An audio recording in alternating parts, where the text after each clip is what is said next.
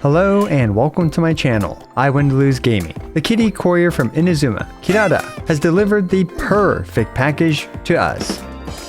A brand new 4-star character.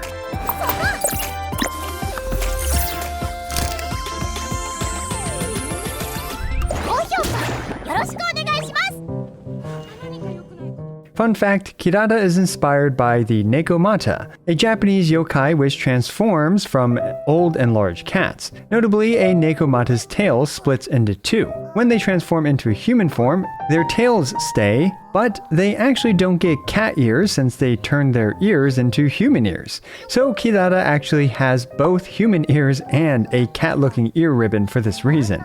Anyway, meowedly interesting historical lore aside, we're all here just to see how powerful Kirara is. My Kirara is at level 90 and she has 47,274 hit points. For her shield build, she is using the Sacrificial Sword at Refinement 5. For artifacts, she has the 2-piece Vorkashas and 2-piece Tenacities with a focus on HP. She is of course at Constellation 0 throughout this entire video and her talents are at 6, 9, and 9.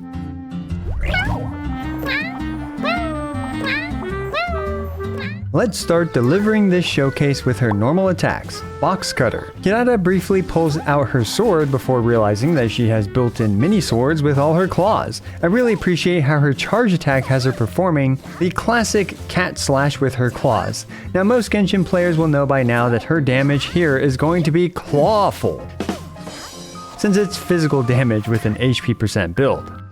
And Christmas is coming next with all the packages that Santa Claus is delivering with her elemental skill, Meteor Kick.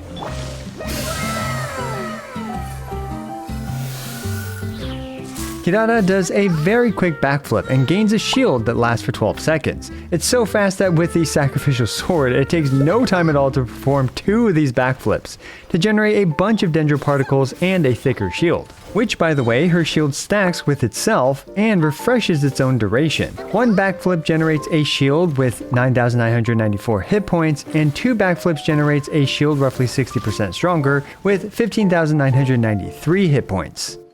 As for the hold version of her elemental skill, Kirara hilariously thinks outside the box by putting herself in a box. The hold version shields her upon boxing herself up, and allows her to meow at a meowdest pace across land, and she can even jump in it. Most importantly, she effortlessly climbs vertically up hills and walls.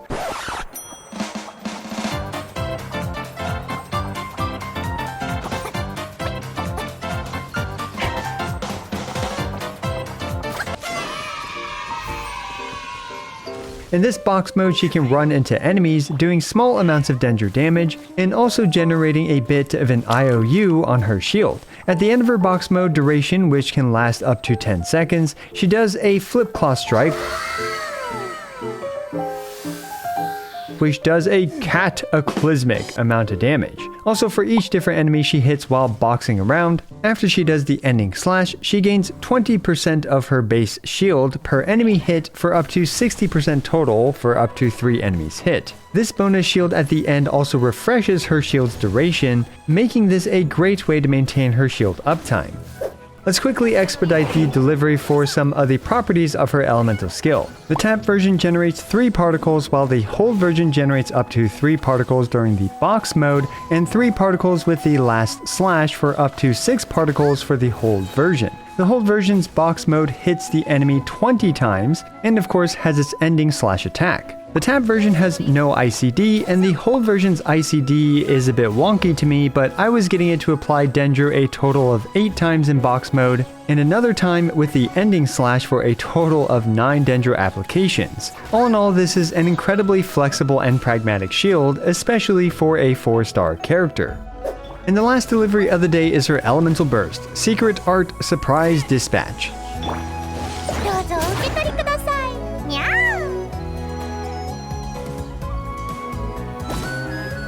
Kirara delivers a literal bomb which explodes and throws out 6 cat grass cardamoms, aka little dendro mines. This thing has a surprisingly large multiplier. Now of course with the current build we're using, it's not going to do much damage at all.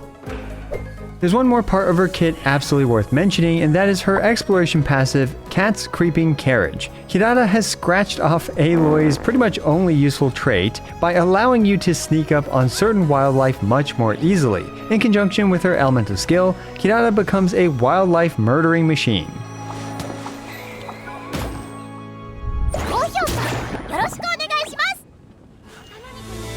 Now what about her prowess in combat? Well, again, she's got a fast and decently thick Dendro shield. This is great for teams that don't need a ton more Dendro application and could instead use the additional survivability / super armor that shields provide. Take Keqing as an example. As we can see, Keqing is able to face tank a couple of robot chicken attacks thanks to Kirara's shield.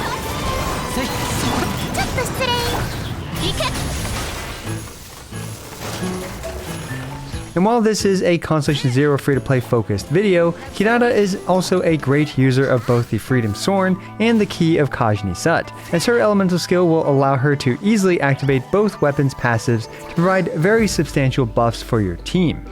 Now what about her DPS prowess? Well, let's see how much damage we can do with a whale nuke setup. Still at Constellation Zero, of course. Now I did also crown her elemental burst for this. みんながそばにいてく聖なる来光よっはびこりなさいこれこそが知恵の伝道何も 514,965 damage. That's not too shabby and honestly pretty hilarious. For those that are curious about her build, she's using my Refinement 5 Mistsplitters Reforged and crit damage focused artifacts with the 2-piece Noblesse and 2-piece Deepwood Memories.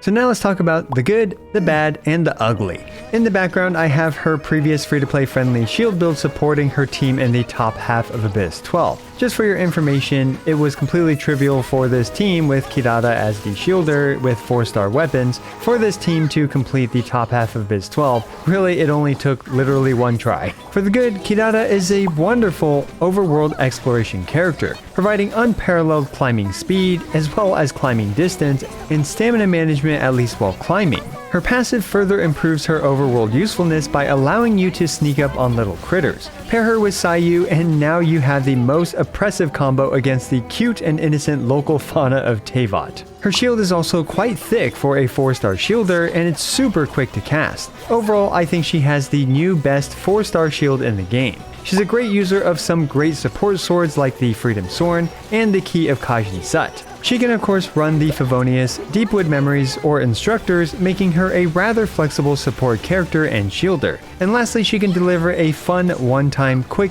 Dendro nuke. As for the bad, well, being a shielder, she can feel low impact outside of just mitigating damage. She's not great at doing sustained damage, and she's not great at being either an on-field driver or an off-field Dendro applicator. She's not great at being an on-field Dendro applicator mainly because she doesn't spam her normal attacks, which activates things like Xingqiu's and Yelan's burst as well as Fischl's, Constellation 6, and other things. For her off-field Dendro application, well, mines are notoriously unreliable in this game, and her Constellation 4 though will help her a bit with that. And lastly, well, if shielding is what you want, sadly Zhongli is still by far and away the best shielder in the game, but it is nice to have 2 shielders for each side of the Abyss. As for the ugly, well, honestly, there's nothing. She's absolutely perfect in this regard. Seriously, she makes a little heart with her tail after she uses her burst. Literally perfect.